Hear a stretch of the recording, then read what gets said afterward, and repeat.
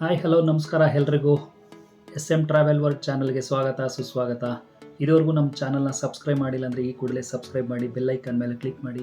ನಮ್ಮ ಪ್ರತಿಯೊಂದು ನೋಟಿಫಿಕೇಷನ್ ನಿಮಗೆ ಸಿಗುತ್ತೆ. ಸೊ ಹಾಗಾದ್ರೆ ಇನ್ಯಾಕೆ ತಡ, ಬನ್ನಿ ವಿಡಿಯೋನ ಮುಂದುವರ್ಸೋಣ.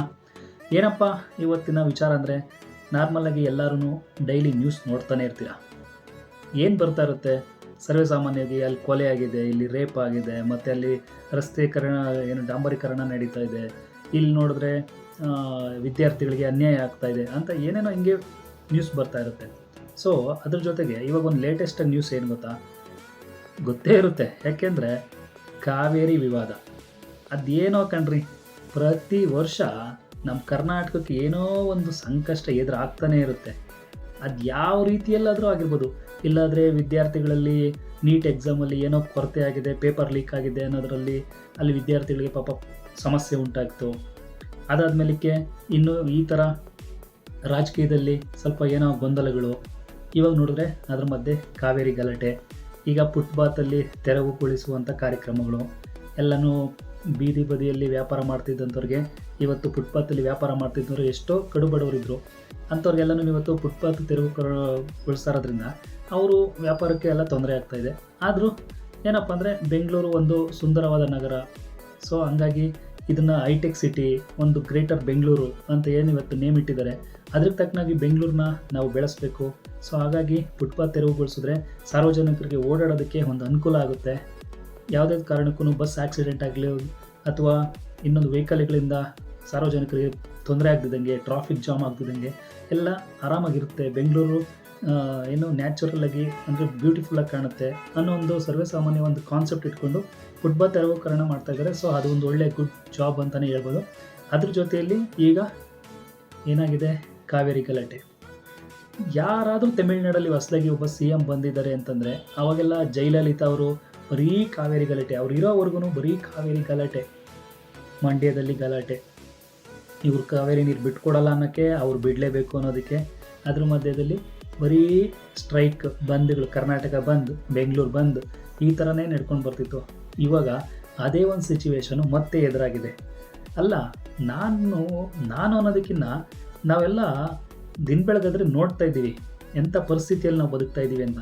ಏಕೆಂದರೆ ಮಳೆನೇ ಇಲ್ಲ. ಸರ್ವೇ ಸಾಮಾನ್ಯವಾಗಿ ಉತ್ತರ ಕರ್ನಾಟಕ ಭಾಗದಲ್ಲಿ ಅಂದರೆ ಮಹಾರಾಷ್ಟ್ರ ಆ ಕಡೆ ಎಲ್ಲನೂ ತುಂಬ ಮಳೆ ಆಗ್ತಾ ಇರೋದ್ರಿಂದ ಗೋಕಾಕ್ ಜಲಾಶಯ ಆಗಿರ್ಬೋದು, ಆಮೇಲೆ ಏನು ಅಲ್ಲಿ ಆಲ್ಮಟ್ಟಿ ಜಲಾಶಯ ಆಗಿರ್ಬೋದು, ಇವೆಲ್ಲ ಚೆನ್ನಾಗಿ ತುಂಬಿ ಹರಿತಾ ಇದೆ. ಅಲ್ಲಿ ಹಳ್ಳಿಗಳೆಲ್ಲನೂ ನೀರು ತುಂಬಿಕೊಂಡು ಜಲಾವೃತ ಆಗಿ ತುಂಬ ಸಂಕಷ್ಟದಲ್ಲಿದ್ದಾರೆ. ಸೊ ಅವ್ರಿಗೆ ಆ ಥರ ಪರಿಸ್ಥಿತಿ ಎದುರಾಗಿದೆ. ನಮ್ಮ ಇನ್ನು ದಕ್ಷಿಣ ಕರ್ನಾಟಕದಲ್ಲಿ ತಗೊಂಡ್ರೆ ಮಳೆನೇ ಇಲ್ಲ, ಇನ್ನೂ ರೈತರು ಉಳುಮೆನೇ ಮಾಡಿಲ್ಲ. ಜಮೀನಿಗೆ ಬೆಳೆ ಇಡಬೇಕು ಅಂತಂದರೆ ಉಳುಮೆ ಆಗಲೇಬೇಕು. ಅಂಥದ್ರಾಗ ಇನ್ನೂ ಜಮೀನನ್ನ ಉಳುಮೆನೇ ಮಾಡಿಲ್ಲ. ಅಂಥದ್ರಲ್ಲಿ ಅಂಥ ಸಹಜ ಸ್ಥಿತಿಯಲ್ಲಿ ನಮ್ಮ ರೈತರು ಇವತ್ತು ಬದುಕ್ತಾ ಇದ್ದಾರೆ. ಪಾಪ ಬಿತ್ತನೆ ಬೀಜನ ರೆಡಿ ಮಾಡಿಕೊಂಡು, ರಸಗೊಬ್ಬರವನ್ನು ರೆಡಿ ಮಾಡಿಕೊಂಡು ಮಳೆಗಾಗಿ ಅಂಗಲಾಚಿ ಬೇಡ್ತಾ ಇದ್ದಾರೆ. ಯಾವಾಗ ಬರುತ್ತೋ ಮಳೆ, ಯಾವಾಗ ನಾವು ಉಳುಮೆ ಮಾಡ್ತೀವೋ, ಯಾವಾಗ ಬಿತ್ತನೆ ಮಾಡ್ತೀವೋ, ಏನಾದರೂ ದನ ಕರುಗಳಿಗೆ ಅಟ್ಲೀಸ್ಟ್ ಮೇವಾದರೂ ಆಗಲಿ ಅನ್ನೋ ಒಂದು ಪರಿಸ್ಥಿತಿಯಲ್ಲಿ ನಮ್ಮ ರೈತರು ಮಳೆಗಾಗಿ ದಿನ ಬೆಳಗಾದರೆ ಆಕಾಶ ನೋಡೋ ಪರಿಸ್ಥಿತಿಯಲ್ಲಿ ಇದ್ದಾರೆ. ಸೊ ಇಂಥ ಸನ್ನಿವೇಶದಲ್ಲಿ ಇವತ್ತು ಆ್ಯಕ್ಚುಲಿಯಾಗಿ ಹೇಳಬೇಕು ಅಂತಂದರೆ ಕೇರಳ ಹಾಗೆ ಮಲೆನಾಡು ಕಡೆ, ಈ ಕಡೆ ಏನು ಕೊಡಗು, ಈ ಕಡೆ ಸಾಕಷ್ಟು ಪ್ರಮಾಣದಲ್ಲಿ ಮಳೆ ಆಗ್ತಿತ್ತು ಪ್ರತಿ ವರ್ಷ. ಆದರೆ ಈ ವರ್ಷ ಆ ಕಡೆನೇ ಮಳೆ ಕೊರತೆ ಆಗಿದೆ. ಸೊ ಹಂಗಾಗಿ ಅಲ್ಲಿ ಮಳೆಯ ಕೊರತೆಯಿಂದಾಗಿ ಇವತ್ತು KRS ಡ್ಯಾಮ್ಗಾಗಿರ್ಬೋದು ಅಥವಾ ಗೋರೂರು ಜಲಾಶಯ ಅಂತ ಏನಿದೆ, ಹೇಮಾವತಿ ಡ್ಯಾಮ್ ಅದಕ್ಕಾಗಿರ್ಬೋದು, ಕಪಿಲಾ ಜಲಾಶಯ ಏನು ನದಿ ಬರುತ್ತೆ, ಅದೆಲ್ಲನೂ ಇವತ್ತು ಡ್ಯಾಮ್ಗಳೆಲ್ಲ ಬರಿದಾಗ್ಬಿಟ್ಟಿದೆ. ಎಲ್ಲರೂ ಸಹ ನೀರೇ ಇಲ್ಲ ಅಲ್ಲಿ. ಇವಾಗ ಪ್ರತಿ ವರ್ಷ ಶೇಕಡವಾರು 100ಕ್ಕೆ 80% ಆದ್ರೂ ಕೊಡಗು ಅಥವಾ ತಮಿಳ್ನಾಡಿಗೆ ಅಂದರೆ ಕೇರಳ ಇಲ್ಲೆಲ್ಲ ಮಳೆ ಆಗ್ತಿತ್ತು, KRS ಡ್ಯಾಮ್ಗೆ ನೀರು ಹರಿದು ಬರ್ತಿತ್ತು. ಆದರೆ ವಾಡಿಕೆಗೆ ಅನುಸಾರವಾಗಿ ಲೆಕ್ಕಾಚಾರ ಮಾಡಿದ್ರೆ ಈ ವರ್ಷ ಮಳೆಯ ಪ್ರಮಾಣ ಸಿಕ್ಕಾಪಟ್ಟೆ ಕಡಿಮೆ ಇದೆ. ಇನ್ನು ಅಂಥ ಒಂದು ಪ್ರದೇಶಗಳಲ್ಲಿ ಮಳೆಯ ಕೊರತೆಯಾಗಿದೆ ಅಂದರೆ 100ಕ್ಕೆ %, 80-90 ಆಗ್ತಿದ್ದಂಥ ಮಳೆ ಇವತ್ತು ಕೇವಲ 50-45% ಇಷ್ಟೇ ಮಳೆ ಪ್ರಮಾಣ ಆಗ್ತಾಯಿದೆ. ಅಲ್ಲೇ ಮಳೆ ನೀರಿನ ಕೊರತೆಯಾಗಿದೆ. ಹಾಗಾಗಿ ಜಲಾಶಯಗಳಿಗೆ ನೀರು ಬಂದು ತುಂಬುವಂದರೆ ಎಲ್ಲಿಂದ ಬಂದು ತುಂಬುತ್ತೆ?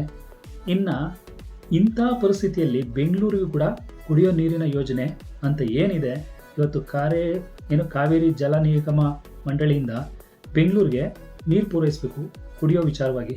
ಸೊ ಹಂಗಾಗಿ ಈ ಕಡೆಗೆ ಕುಡಿಯೋ ನೀರಿಗೆ ಅಂತ ಬಿಟ್ಟು ಒದಗಿಸ್ಬೇಕಾ ಕಾವೇರಿ ನೀರನ್ನ, ಅಥವಾ ಆ ಸುತ್ತಮುತ್ತ ಕಾವೇರಿ ಡ್ಯಾಮ್ ಅಂದರೆ ಏನು KRS ಡ್ಯಾಮ್ ಇದೆ, ಸುತ್ತಮುತ್ತ ರೈತರುಗಳಿಗೆ ನೀರುಗಳನ್ನು ಅಂದರೆ ಜಮೀನುಗಳಿಗೆ ಹಾಯಿಸೋದಕ್ಕೆ, ಅಂದರೆ ಜಮೀನಿಗೆ ಬೆಳೆ ಬೆಳೆಯೋದಕ್ಕೆ ನೀರು ಕೊಡಬೇಕಾ ಅನ್ನೋ ಒಂದು ಗೊಂದಲದಲ್ಲಿ ಈ ಪರಿಸ್ಥಿತಿಯಲ್ಲಿ ನಮ್ಮ ಕರ್ನಾಟಕ ಸರ್ಕಾರ ಎದುರಾಗಿದೆ. ಸೊ ಇಂಥ ಒಂದು ಪರಿಸ್ಥಿತಿಯಲ್ಲಿ ಡ್ಯಾಮಲ್ಲಿ ನೀರಿಲ್ಲ, ಮಳೆಯ ಸಿಕ್ಕಾಪಟ್ಟೆ ಕೊರತೆಯಾಗಿದೆ. ಅದರಾಗೂ ನಮ್ಮ ದಕ್ಷಿಣ ಕರ್ನಾಟಕದಲ್ಲಂತೂ ಮಳೆನೇ ಇಲ್ಲ. ರೈತರು ನೋಡಿದ್ರೆ ದಿನ ಬೆಳಗಾದರೆ ಆಕಾಶ ನೋಡೋ ಥರ ಪರಿಸ್ಥಿತಿ ಆಗಿದೆ. ಇಂಥ ಪರಿಸ್ಥಿತಿಯಲ್ಲಿ ತಮಿಳುನಾಡಿನಲ್ಲಿರುವಂಥವ್ರು CM ಮಾಡ್ತಾ ಇದ್ದಾರೆ, ಒಳ್ಳೆ ಕೆಲಸ ಮಾಡ್ತಾ ಇದ್ದಾರೆ, ಇಲ್ಲ ಅಂತಲ್ಲ. ಅವರು ಏನು ಕಾರ್ಯವೈಖರಿ ಇದೆ ಅದನ್ನೆಲ್ಲರೂ ಮೆಚ್ಚಬೇಕು. ಆ ಥರ ಒಂದು ವೈಯಕ್ತಿಕವಾಗಿ ಆಗಿರ್ಬೋದು, ಏನೇ ಆಗಿರ್ಬೋದು, ಅವರ ಒಂದು ಸರ್ಕಾರದಲ್ಲಿ ಮಾಡ್ತಾ ಇರುವಂಥ ಕೆಲಸಗಳು ತುಂಬಾ ಅದ್ಭುತವಾಗಿದೆ ಅಂತ ಎಲ್ಲರ ಬಾಯಲ್ಲೂ ನಾವು ಕೇಳ್ತಿದ್ದೀವಿ. ಅದೇ ರೀತಿಯಲ್ಲಿ ಕಾವೇರಿ ಅನ್ನೋ ಒಂದು ವಿಚಾರನ ದಯವಿಟ್ಟು ಅವರು ಕೈ ಬಿಡಬೇಕು ಅನ್ನೋದೇ ನಮ್ಮೆಲ್ಲರ ಕರ್ನಾಟಕದ ಜನತೆಯ ಒಂದು ಆಶಯ. ಯಾಕೆ ಅಂದರೆ ನೀರು ಅಂತಂದರೆ ಪ್ರತಿಯೊಬ್ಬರಿಗೂ ಕುಡಿಯೋದಕ್ಕೆ ಸಂಬಂಧಪಟ್ಟಿದ್ದು. ಆದರೆ ಇಲ್ಲಿ ಕರ್ನಾಟಕದಲ್ಲಿ ನಮ್ಮ ಕರ್ನಾಟಕ ಸರ್ಕಾರ ರೈತರಿಗೆ ದಯವಿಟ್ಟು ಈ ವರ್ಷ ಮಳೆ ಆಗದಿರೋ ಕಾರಣಕ್ಕೆ ನೀರು ಜಮೀನುಗಳಿಗೆ ಹಾಯಿಸೋದಕ್ಕೆ ಬಿಡೋಕ್ಕಾಗೋದಿಲ್ಲ. ಸೊ ಕುಡಿಯೋಕ್ಕೆ ನೀರು ಪೂರೈಕೆ ಬೇಕು. ಹಾಗಾಗಿ ನೀವು ಸ್ವಲ್ಪ ನಮಗೆ ಏನು ಸಪೋರ್ಟ್ ಮಾಡಬೇಕು ಅಂತೇಳ್ಬಿಟ್ಟು ರೈತರಲ್ಲಿ ಸರ್ಕಾರ ಒಂದು ಮನವಿ ಮಾಡ್ಕೊಂಡಿದ್ದಾರೆ.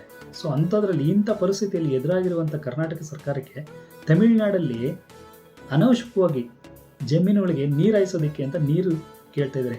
3,500 ಕ್ಯೂಸೆಕ್ಸ್ ನೀರು ನಮಗೆ ಕೊಡಿ, ಅದು 15 ದಿನದೊಳಗೆ ಅರಿವಾಗಬೇಕು, ಅದು 15 ದಿನದೊಳಗಾಗಿ ಹೊರ ಬಿಡಬೇಕು ನೀರನ್ನ, 3,500 ಕ್ಯೂಸೆಕ್ಸ್ ಅಂತ ಕೇಳ್ತಾ ಇದ್ದಾರೆ. ಎಲ್ಲಿಂದ ಬಿಡೋದು? ಡ್ಯಾಮಲ್ಲಿ ನೀರಿದ್ದರೆ ಬಿಡ್ಬೋದು, ತಗೊಳಪ್ಪ ನೀನು ನೀರು ಕುಡ್ಕೊಂಡಾದ್ರೂ ಕುಡ್ಕೋ, ಜಮೀನುಗಳಿಗನಾದರೂ ಹಾಯಿಸ್ಕೋ, ಅಲ್ವಾ ಸಮುದ್ರಗಾದರೂ ಬಿಟ್ಬಿಡು ಅಂತ ಹೇಳ್ಬೋದಿತ್ತು. ಆದರೆ ಏನು ಮಾಡೋದು? ನಮಗೆ ಇಲ್ಲಿ ಕುಡಿಯೋದಕ್ಕೆ ನೀರಿಲ್ಲ, ಇನ್ನು ಅವ್ರಿಗೆ ಜಮೀನುಗಳಿಗೆ ಹಾಯಿಸೋದಕ್ಕೆ ನೀರು ಎಲ್ಲಿಂದ ಒದಗಿಸೋದು?